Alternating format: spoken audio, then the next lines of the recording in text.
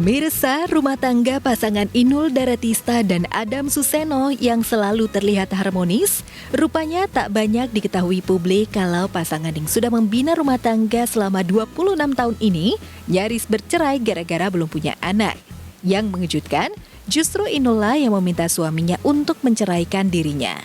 Permintaan Inul itu dipicu lantaran selama 14 tahun berumah tangga, Inul belum juga bisa memberikan keturunan. Pengakuan Inul dan Adam ini terungkap saat podcast bareng Deddy Corbuzier. Aku sih sempat minta pisah. Serius? Iya, karena kan aku yakin bahwa setiap suami itu pasti mengharapkan keturunan gitu. Pernah juga aku bilang sama Pak De aku sama Om aku juga, ya udah aku dicerai aja gitu daripada nggak ada harapan aku bisa punya anak gitu. Setelah dicek dia sehat. Dia sehat? Sehat. Terus Mbak Inul ngecek nggak? Aku ngecek dan ternyata aku di dinding pintu rahim tempat spermanya masuk itu memang ada miom, ada kiste yang memang menghalangi. Dan itu tidak bisa hamil. Kalau kita bicara masalah anak pasti nanti, iya ujung-ujungnya seperti kan. Jadi nggak pernah ngomongin gitu? Nggak pernah sama sekali. Oh ya? Selama usia pernikahan 14 tahun tuh nggak pernah kita. Nggak pernah nuntut aku punya anak gitu. Ya kalau dulu kan nggak punya momongan minta cerai biar dia kawin lagi gitu.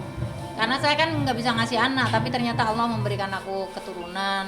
Ya udah, permasalahan nggak punya anak karena memang ada kista, ada miom gitu. Enggak lah wes, udah cukup satu aja.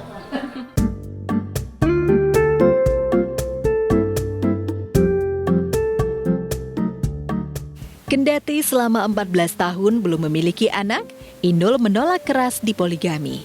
Bahkan ia memilih untuk dicerai saja ketimbang harus berbagi suami. Pernyataan pemilik goyang ngebor ini diamini Adam yang memilih untuk tidak menikah lagi. Apalagi jika mengingat perjuangan Adam mendapatkan Inul sebagai istri yang sempat terganjal restu orang tua. Aku sama Mas Adam itu, orang tua aku nggak setuju, aku sama Mas Adam, dan orang tuanya dia nggak setuju, dia sama aku. Dua-duanya nih? Dua-duanya.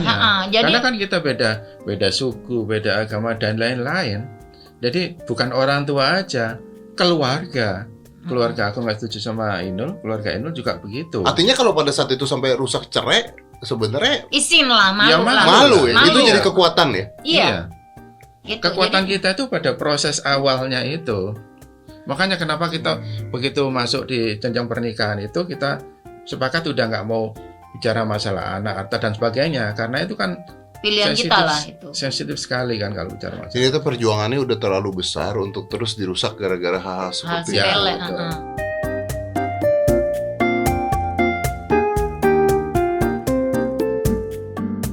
Berhasil mengantongi restu, Inul dan Adam akhirnya berjuang bersama hidup berumah tangga. Kebahagiaan Inul dan Adam semakin lengkap manakala pada 2009 lalu Yusuf Ivander Damares, buah hati mereka yang ditunggu-tunggu, lahir dengan sehat melalui proses bayi tabung. Membesarkan anak dengan kasih sayang dan memberikan pendidikan dan penghidupan yang layak menjadi visi Inul dan Adam.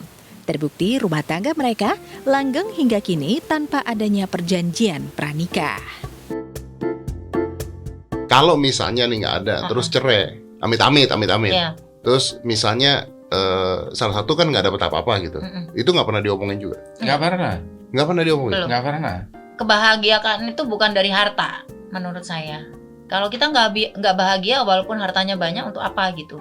Dan kalau aku sih ya, apa yang aku dapat sampai hari ini dengan Mas Adam, aku juga nggak hitung-hitungan gitu. Yang jelas, selagi aku masih dikasih nafas, aku masih bisa kerja, makan buat kantong perut aku aja cuma 3 piring kok paling banyak gitu. Dan itu juga bagi aku sangat simpel hidup itu. Jadi aku juga kalau seandainya pisah sama Mas Adam, kalau kamu mau ambil aja, mau mobil, mau harta, mau rumah yang di mana ambil aja semua gitu. Toh juga nggak akan saya bawa mati gitu.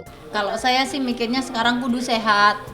Kalau kita sehat, panjang umur, segala kegiatan bisa dilakukan dengan baik. Jadi yang penting sehat wae lah.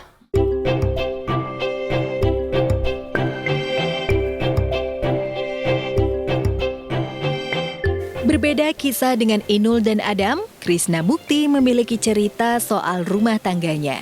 Pernah gagal membina rumah tangga dengan Devi Nurmayanti, padahal baru setahun menikah. Ternyata tidak membuat Krisna trauma menjalin hubungan dengan wanita lain.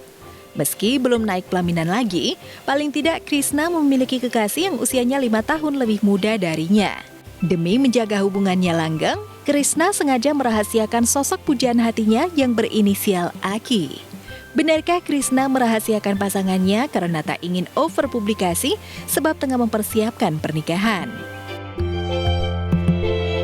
Belum bisa ngomong banyak, tapi masih jauh lah, masih jauh.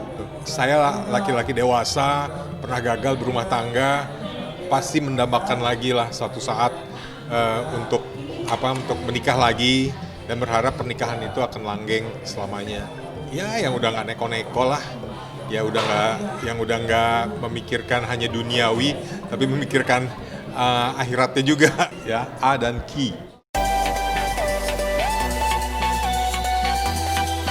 Pemirsa, program musik dahsyat Putri untuk Pangeran 2020 berlangsung meriah.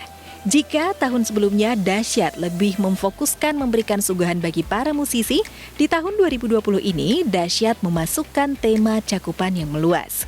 Kali ini, para pemain sinetron Putri untuk Pangeran hadir untuk meramaikan dahsyatnya Putri untuk Pangeran.